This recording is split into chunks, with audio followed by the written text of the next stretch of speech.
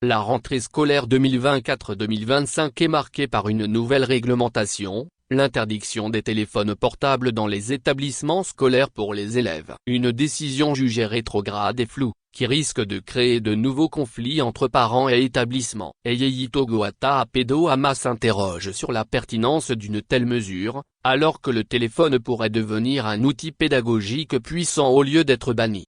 Cette rentrée scolaire 2024-2025 a été l'occasion pour nos chers ministres responsables de l'éducation, d'innover à leur façon en interdisant les téléphones portables dans les établissements scolaires. Cette censure vise les élèves uniquement, comme si en interdire l'usage en classe pendant les cours ne suffisait pas. La censure fait même état de l'arbitraire de la confiscation définitive sans préciser à qui reviendraient les appareils confisqués. Mais là où la mesure s'affaiblit elle-même, c'est l'ouverture à des cas exceptionnels. Mais qui donc va juger de l'exceptionnalité? Ce qui est exceptionnel pour les élèves ou leurs parents peut ne pas l'être pour le prof. Et même prof et chef d'établissement peuvent s'opposer sur le caractère exceptionnel. Les lois floues sont toujours des causes de conflit dès lors que leur interprétation relève de l'opportunisme et de l'humeur des uns et des autres. Elles suscitent de l'injustice et de l'arbitraire. Situation qui risque d'opposer gravement parents d'élèves et chefs d'établissement. Comme si ces derniers n'avaient pas déjà suffisamment de problèmes. Les portables coûtent cher. Imaginez la frustration des parents qui veulent demeurer en liaison permanente avec leurs enfants pour telle ou telle raison. Mais pourquoi des ministres,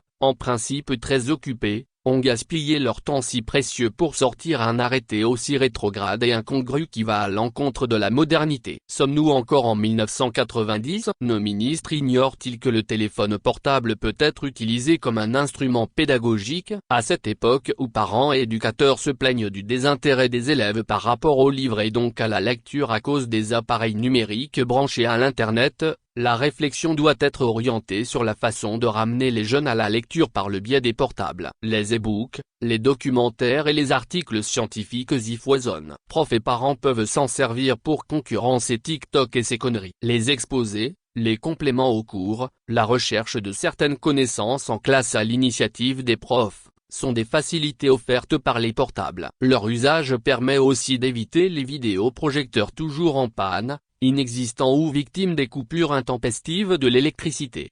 Il faut donc apprendre à nos jeunes à utiliser leur portable de la façon la plus profitable pour eux. Bannir, peut être une faiblesse, une facilité ou un refus de s'ouvrir à une nouvelle technologie de la modernité. Aucun objet ou artefact n'est mauvais en soi. Ça dépend de l'usage que l'on en fait. Une casserole destinée à cuisiner peut servir d'arme pour défoncer un crâne. Il est tout de même bizarre que la gouvernance du Togo se caractérise surtout par des interdictions tous azimuts qui brident les libertés alors que le régime se prétend une démocratie.